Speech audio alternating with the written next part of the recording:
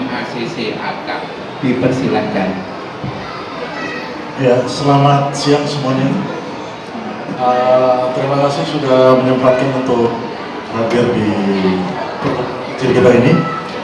Jadi saya mulai dengan pertanyaan sederhana. Aku boleh kertas. Apakah di sini ada yang sudah memulai usahanya kurang lebih 2-5 tahun? Saya ingin tahu, apakah ada yang sudah memulai usahanya 2-5 tahun? Atau ada yang baru mau memulai usahanya? 2-5 tahun apakah ada? Oke. Belum sampai 2 tahun, oke.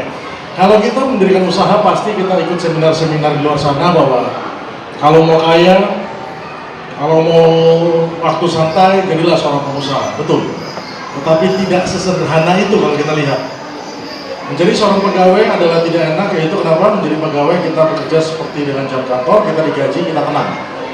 Tapi menjadi seorang pengusaha, kita bekerja sesuai keinginan kita, tetapi kita menggaji. Kalau kita punya pegawai, kalau kita tidak punya pegawai, maka kita menggaji diri kita sendiri. Nah, umumnya orang akan memulai usaha dengan sebuah kata-kata sederhana yang kita bisa ambil dari salah satu platform marketplace dikenal dengan semboyan, mulai aja dulu. Betul. Setelah kita membuka usaha, kita memulainya. Karena menjadi seorang pengusaha 99% adalah action, 1% adalah ide. Tapi ketika kita sudah menjalankan sebuah usaha, ini yang menjadi pertanyaan yang kita sering tidak bisa menjawabnya. Namun sebelum itu saya ingin mengatakan bahwa 60% UMKM di Indonesia, 60% UMKM di Indonesia tidak berkembang. Pertanyaannya kenapa? Apakah faktor keuangan? Apakah faktor market? Kita tidak tahu. Lalu juga kita tahu bahwa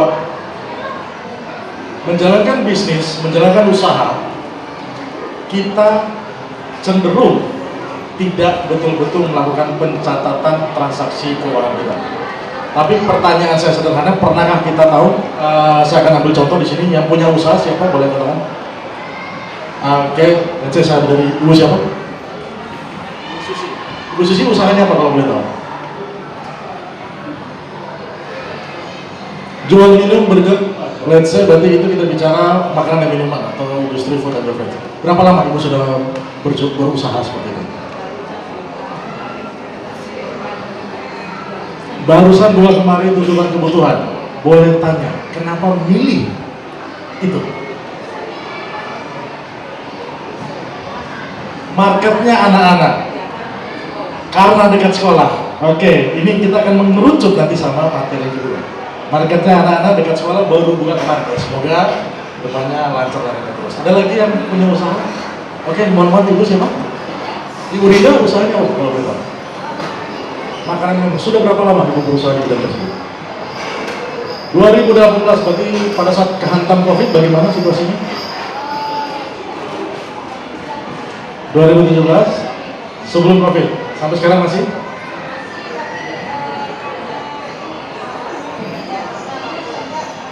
Oke, masih goyang-goyang, pemulihan ekonomi. Oke, usahanya kalau boleh tahu apa? Oh wow, oke.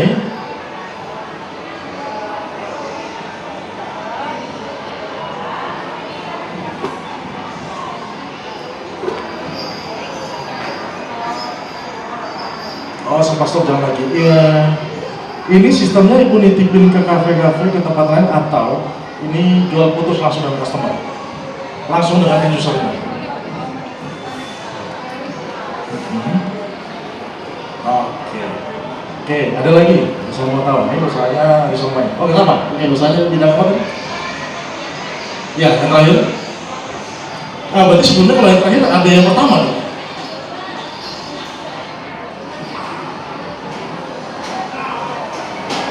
Jelas. Kalau boleh tahu ya, yang pertama sebelum yang terbaru ini apa yang pertama? Oh, jasa, oke. Sama apa yang oh, percetakan. Oke, kemudian sekarang berubah dengan bisnis yang baru.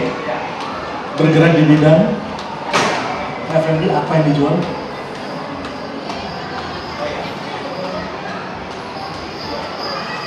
donat, iya, iya,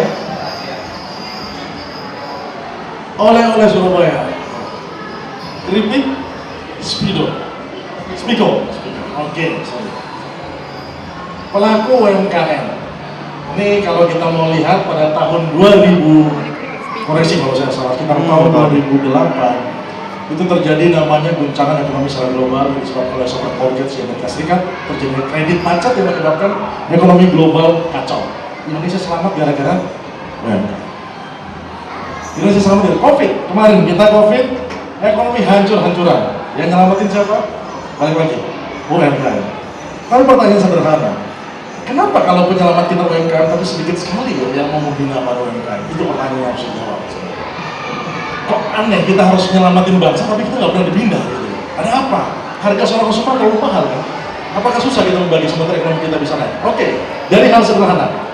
Siapa di sini yang paling benci mencatat waktu kita masih kecil, waktu sekolah? Paling benci, paling nggak mau nyatet. Guru ngomong apa nggak mau nyatet pokoknya. Ada? Ada ya? Nggak mau nyatet? Udahlah, nanti kalau mau ujian saya belajar setengah malam, hantam aja semuanya. Besok insya Allah nilai bagus. Harapannya begitu. Ya. Saya pun ada orang yang paling membenci mencatat. Saya paling benci. Capek mencatat terus. Nggak ngerti yang dicatat apa. Terlalu banyak juga yang mau dicatat. Oke, maka dari itu 60% UMKM gagal di Indonesia karena apa? Catatannya kurang rapi dan kurang lengkap. Sekedar cerita ya. Tahun 2013 waktu itu saya masuk kota Yogyakarta. Waktu itu saya masuk kota Yogyakarta, klien saya pertama kali itu di F&B. Dia sudah membangun usahanya 5 tahun, tetapi entah kenapa bisnisnya tidak jalan. Pelanggannya rame, itu hal yang sangat lucu. Pelanggannya rame, bisnisnya nggak berkembang. Keluhan dari pegawainya tidak ada perbaikan apapun. Lalu saya tanya, ada catatannya? Tidak. Dari situ yang saya lakukan sederhana, saya coba mencatat. Saya mencatat omsetnya, saya mencatat harinya, saya mencatat menu apa yang laris, saya mencatat menu ini siapa yang suka.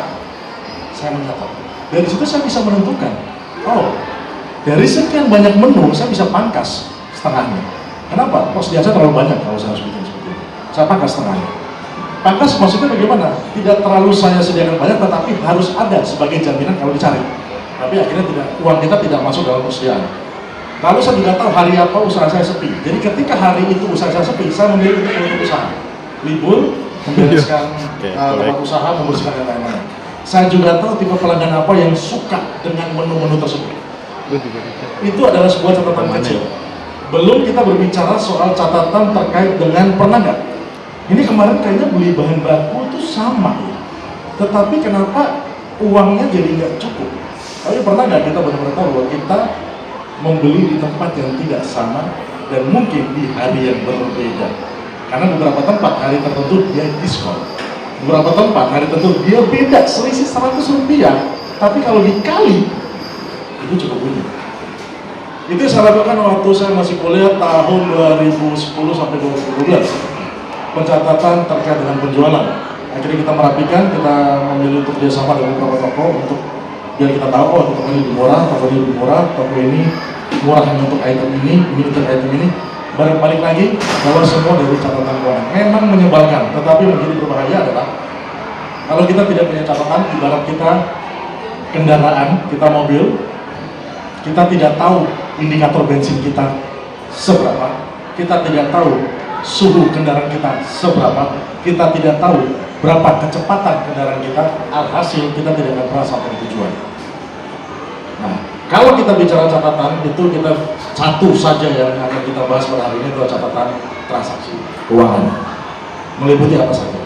Levelnya untuk kita bila catatan sederhana, kita tahu uang kita masuknya berapa, uang kita keluarnya berapa. Pasti Bapak Ibu sudah mencatat. Lalu bagaimana? Kita kembangkan lagi, uang masuk kita dari mana sumbernya. Terus pengeluaran kita untuk apa? Setelah kita tahu uang kita masuknya dari mana, kita bisa tahu bagaimana strategi bisnis kita. Ketika kita sudah tahu uang kita keluarnya untuk apa, kita mampu melakukan klasifikasi biaya, pengelompokan biaya. Maksudnya gimana? Contoh, oh biaya saya atau uang saya itu ternyata lebih banyak untuk membayar ini harga sedotan yang sebenarnya itu tidak motif bagi pelanggan. Akhirnya dengan udah tahu bahwa biaya sedotan lebih mahal, berarti biaya sedotan itu yang bisa kita kendalikan. Oh, uang kita lebih banyak keluar untuk membeli plastik. Padahal plastik yang kita gunakan juga dengan harga jual kita yang tidak terlalu tinggi, ini biaya plastik cukup tinggi. Memang tidak terasa. Kita beli banyak tidak terasa. Tapi coba ya, dari catatan kita lihat akan terbukti. Di sini mohon maaf apakah sedikit ada yang perokok di sini? Kalau tidak yang perokok saya mau sharing. Saya juga seorang perokok. Dulu saya ada orang bilang, Pak, kalau merokok itu bonus. Nggak percaya sih. Buktinya saya bisa makan. Dia cuma bilang gini, coba berkaca. Oke, saya buktikan. Ternyata setelah saya mencatatnya, saya baru tahu. Sudah 12 juta saya pakai. Nah, pantasan kemarin dia tahu bilangnya kemana? Kayaknya juga nggak pakai buat belanja yang aneh-aneh, cuma buat rokok aja. Ternyata itu udah sudah. Nah itu seperti dengan kita belanja tisu, kita belanja sedotan, kita belanja plastik. Bahkan ketika kita memilih bingkisan bentuknya apa untuk produk kita, itu pengaruh dalam pencatatan keuangan. Jadi kenapa saya mengatakan UMKM perlu melakukan pencatatan keuangan? Yang pertama, biar kita bisa melakukan atau kita dapat gambaran kayak apa bisnis kita. Jangan sampai bisnis kita itu bangkrut bukan karena bisnisnya. Bisnis kita bangkrut karena kita satu, saya malas belanja ke pasar, cari dekat aja lah, murah, tapi ternyata harganya mahal. Atau ternyata bisnis kita bangkrut gara-gara terlalu banyak kasih diskon. Padahal orang datang juga jarang gitu loh. Tapi sekarang datang minta diskonnya tinggi. Padahal ada orang yang sering banget belanja, bahkan nggak pernah protes soal harga. Kita nggak tahu bahwa dia sering datang, karena kita nggak banyak datang. Bagaimana kalau dia sering datang, kita jadi dia customer loyal. Aku rasa itu marketing yang pas. Terkadang tidak ada catatan membuat kita salah dalam memberikan keuangan. Ingat, UMKM itu adalah usaha yang paling berdarah-darah. Udah terbatas uangnya, terbatas tenaganya, terbatas waktunya. Yang paling lucu, kita harus bayar pajak. Jadi ya harus kita bisa manajemen. Karena orang mengatakan, kakak jadi pengusaha bisa kaya, ini saya jadi pengusaha dan tidur. Ini saya jadi pengusaha kenapa kerja 7 kali 24 jam? Ya itulah pengusaha. Mengusahakan untuk ada. Tapi percayalah, dari catatan keuangan kita tahu seperti apa keluarnya, kita tahu dari mana sumber pemasukannya, kita juga tahu mana yang bisa kita kembangkan. Dari situ kita bisa benar-benar melakukan efisiensi efektif bicara soal uang.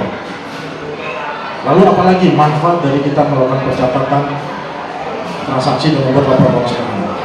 Akses keuangan. Kita tahu bahwa di luar sana banyak yang mau memberikan kredit kepada masyarakat, banyak yang memberikan kredit kepada usaha. Tapi salah satu faktor yang diminta adalah memiliki laporan keuangan. Itu yang diminta. Jangan sampai selama ini ada pihak yang mau investor, mau ngasih duit kita, cuma dia bilang bisnis Anda seperti apa? Saya butuh lihat laporan keuangannya, dan kita belum siap untuk itu. Padahal ketika kita bisa menunjukkan dan dia bisa menginvestasi kita bisa dapat dalam melakukan pinjaman di bank. Itulah kenapa mendapatkan investasi jauh lebih murah biayanya daripada melakukan pinjaman di bank. Jauh lebih murah. Tetapi jauh lebih mahal ketika kita tidak mampu menjaga amanah kepada para investor sebagaimana kita sepakati di awal. Jadi kalau jadi UMKM susah atau gampang? Gampang. Yang penting nyata. Boleh dicoba pelan-pelan hari ini, dicoba aja. Saya hari Senin mungkin bisa nyatat keluar berapa cup, keluar berapa burger, mungkin keluar berapa kebab, coba aja. Nanti ketuaan polanya nanti. Oh, polanya ternyata banyak kan gitu nih. Ya udahlah, itu pelan-pelan kebabnya nih. Ada dua pilihannya, tetap jualan kebab atau gimana caranya? Udahlah, kebab saya pasangkan dengan es teh nih, biar laris. Misalkan kayak begitu, harganya naik. Itu bukan, jadi kalau beli es teh sendiri 5.000, kebab mungkin 15.000, total 20.000 itu gitu. Tapi kebabnya dipaketkan dengan es teh, tapi dengan yang full. Maksudnya porsi kecil aja. Jadi kita marketing jelas, es teh kita keluar, kita tidak buang-buang teh kita jadi basi, kebab kita lah. Dari mana? Catatan. Jadi bagaimana mengelola keuangan UMKM? Kita mulai dari mencatat. Pak, mohon maaf nih Pak, saya pagi harus ke pasar, saya harus belanja, saya harus masak, saya harus mikir marketing, saya harus mikirin strateginya, saya pula harus jualan. Pertanyaannya, gimana saya datang? kertas, bebas, kantongin saja kertas, catat saja. Tempelkan di mana, setelah itu ketika malam kalau istirahat sepakat lah sambil ngobrol, sambil apa, pindahkan semua ke tangan. Karena kita pagi hari pasti kita berjuang. Tapi percayalah, boleh dicoba. Dengan kita mulai mencatat, kita tahu kemana kita harus melangkah. Nah, pertanyaannya nih, ini yang sudah punya pegawai berapa orang? Ada nggak di sini yang usaha sudah punya pegawai berapa orang? Pegawai lepas?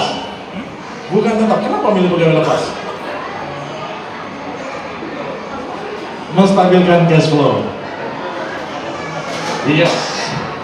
Oke, jadi ada yang memiliki pegawai tapi itu adalah pegawai lepas ya, masuk variabel. Artinya pembayaran gaji dia tergantung dia berapa kali masuk. Kita tidak terlalu terkunci ketika kita butuh dia, kita panggil, kalau kita butuh mau harus stop dulu. Part-time nggak sama. Nah, ada lagi yang punya pegawai atau ada yang nggak berani untuk punya pegawai? Saya nggak berani punya pegawai, saya sendiri aja ini. Bisa saya kecil. Ya. Tapi ketika kita tidak berani punya pegawai itu ada beberapa faktor di dalamnya. Bisa jadi kita nggak punya catatan atau analisis yang tepat apa kita nggak punya pegawai. Contoh, saya punya bisnis sederhana. Kita bayangkan saja, ada yang tahu es kepal Milo? Zaman dulu viral. Jadi kalau bisnis itu ada dua, bisnis musiman sama bisnis yang sustain. Nah, bisnis yang sustain, bisnis yang kita bangun. Bisnis musiman, jangan diharapin di sustain. Es kepal Milo sekali muncul di kota A, muncul pertama, tunggu aja 3 hari, muncul lagi. Bagaimana kalau memilih cabang satu orang tua? Tapi dia sering hitung, ini paling lama ya 3 bulan habis itu bisnisnya turun. Dia sering hitung situ. 3 bulan bisnisnya turun, omset penjualan sekian, targetnya sekian, dapat. Bisa jadi kita belum berani karena kita belum berani, tapi juga terlalu berani dalam bisnis juga kurang bagus. Tapi terlalu hati-hati membuat bisnis tidak berkembang. Jadi harus pas. Untuk bisa pas, catatan, boleh baca. Laporan keuangan bikin atau tidak? Bikin, Pak.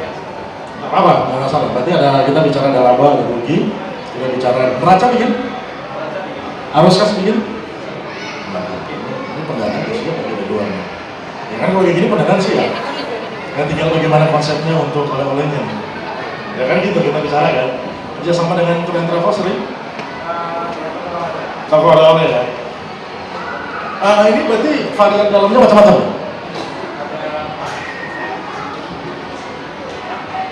Ini partneran atau gimana? Bukan, sorry. Yang satu begini partneran, produknya partneran atau variannya ya? Dan diterima pasar. Pajak diterima pasar atau jajan kita yang salah diterima pasar. Sebenarnya diterima sebenarnya. Oh iya. Tahunya dari mana yang diterima? Omset turun terus ya? Tes mana? Tesnya lingkungan terdekat atau lingkungan paling luas?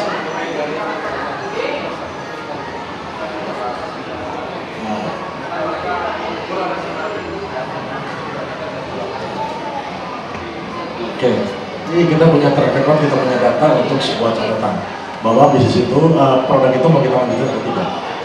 Tapi ini pesan ya buat Bapak Ibu sekalian, mohon maaf sebelumnya tanpa melukai hati. Terkadang orang terdekat itu nggak tega nge-review yang sebenarnya, karena dia takut mematahkan semangat. Satu-satunya yang bisa review jujur itu adalah pelanggan yang nggak kenal kita. Dia mau beli nggak? Lalu gimana caranya review? Nih, ada satu klien saya di Kota Munjulan, dia bikin usaha mie sapi. Gimana cara dia bisa nge-review dengan jujur lingkungan terdekat dia? Dia tanya ke saya, dia bilang sederhana. Kau bikin label seakan-akan kau beli mie sapi. Setelah itu, lihat 2-3 hari ada nggak yang titip? Kalau ada yang titip mie sapi, berarti usaha itu. Jangan pernah bilang itu usahamu, karena kalau itu usahamu penilaiannya tidak jujur. Enak karena dekat, enak nggak masakan saya? Tapi dalam hati sudah beli. Tapi kalau pelanggan, begitu dia nggak tahu, enak banget, itu beneran dia beli lagi. Dimulai dari catatan, kita catat omset, kita catat kapan hari kita sepi, kita akan catat biaya terbesar kita ada di mana, kita juga akan catat varian produk kita seperti apa, kita juga catat persediaan yang nggak laku itu apa saja, kita juga bikin laporan keuangan itu untuk menunjang bisnis Bapak Ibu sekalian. Ribet, tetapi itu lebih baik daripada kita gonta-ganti bisnis. Banyak orang merasa bahwa bisnisnya tidak benar, tetapi ternyata bisa jadi salah marketing dan salah penetapan target karena kita tidak punya penetapan. Di situ poinnya. Jadi saya concernnya di UMKM sejak tahun 2012 sampai sekarang. Nah itu tadi, kenapa saya concern di UMKM? Balik lagi, yang nyelamat Indonesia UMKM. Tapi kenapa UMKM untuk mendapatkan pendampingan kayaknya mahal dan susah banget. Coba kebayang, semua UMKM Indonesia itu maju. Berapa lapangan pekerjaan yang dibuka? Ya kan? Berapa efek dominonya ke kita semua? Jadi, bagi Bapak Ibu yang punya masalah keuangan, mau konsultasi keuangan, saya persilahkan. Bayar? Ya. Bayarnya gimana? Bayar kita sederhana. Pastikan ada sukses. Itu aja bayarnya. Sederhana. Sederhana pasti ada sukses. Itu bayarannya. Jadi kalau memang serius, ayo F&B. Saya F&B dari tahun 2012 sampai sekarang. Dua industri berbeda, satu industri di otomotif yaitu di bagian ganti oli. Saya kebetulan konsultan sebagai transformasi manajemen, yaitu perubahan sistem operasional usahanya. Lalu untuk yang terakhir ini tour and travel. Saya juga yang konsultan manajemen keuangan. Itu dari saya. Kalau mau tanya. Nggak usah khawatir. Kalau prinsip saya, usaha boleh sama bos, rezeki cuma beda-beda. Nggak usah khawatir. Kita boleh jualan sama-sama nih, air mineral nih. Yang satunya ngasih dapat kue, yang satunya ngasih dengan senyuman, yang satunya ngasih dengan voucher. Nggak usah khawatir. Yang perlu dikhawatir adalah satu, bisnis tidak cepat ya. Jadi hati-hati kalau bisnis kita cepat viral. Hati-hati. Bisnis yang baru dibangun umumnya akan rame 3 bulan pertama. Itu. After 3 bulan baru ketahuan dia punya market. Itu data saya dari Yogyakarta dan Semarang untuk kafe atau bisnis yang baru. 3 bulan paling cepat dia akan rame. Naik. Itu rasa penasaran orang-orang. Setelah itu dia akan turun. Nah, ketika turun ini mampu nggak kita naikkan juga? Kalau kita mampu lewatin 6 bulan pertama, aman. Dia akan jalan terus. Ketika kita bangun bisnis yang ini belum ramai, ada 2 kemungkinan. Produk kita yang kurang tepat, harga kita yang tidak cukup bersaing, atau tempat kita berjual yang tidak tepat. Maksudnya gimana? Ternyata pelanggan kita di sebelah sana, kita jualnya di sini. Dia tidak bisa beli. Atau kita sudah tepat jual di sana. Harganya sebenarnya bukan untuk pelanggan yang di sana, untuk pelanggan yang di sebelah sana. Karena harganya mungkin tepat. Untuk segi rasa, kita sudah tepat jual di sana, harga di sana rasanya nggak tepat. Kenapa? Mungkin untuk kopi kita pahit. Nah, pahit itu yang situ sukanya manis. Ternyata suka pahit sebelah sana. Jadi itu pun perlu kita tahu. Bisnis itu memang seperti kita mendidik seorang anak. Tahun pertama harus orang tua yang ngurus. Ketika dia sudah gede bisa berjalan, pelan-pelan dia bisa tahu. Itu pegawai pelan-pelan. Dia sudah bisa kuliah, sudah bisa gimana? Pelan-pelan kita hire orang-orang, direktur dan yang lainnya untuk mengurus dia. Orang tua belakang dukung apapun yang anaknya ingin capai. Itu apapun yang bisa kita capai. Saya rasa itu berbicara soal catatan operasional keuangan. Jadi laba rugi kita perlu catat sederhana. Arus kas itu uang kita keluarnya kemana saja, masuknya dari mana aja perlu catat. Neraca perlu catat untuk tahu bisnis kita tuh punya apa saja. Kursi harga berapa, meja harga berapa, lemari harga berapa. Kita perlu tahu itu semua. Manfaatnya kalau kita punya laporan keuangan, kita bisa efisiensi dalam, kita bisa menghemat, kita bisa mengatur, kita tidak boros, kita bisa tahu mau kemana, kita bisa dapatkan bantuan pendanaan dari bank-bank seperti PUR dan lain-lainnya. Operasi menyediakan mereka minta laporan keuangan sederhana tentunya. Yang terakhir, dengan catatan kita tidak perlu bingung untuk menanyakan bisnis kita mana yang paling manis. Saya rasa itu karena memang tidak banyak, dan kalau siang hari itu lebih enak kalau tanya saya daripada saya. Ya, karena problem bisnis itu macam-macam, tidak sama. Jadi saya rasa demikian, nanti kita lanjutkan di tanya jawab terkait dengan cara. Begitu Bapak, terima kasih, saya kembalikan kepada Bapak.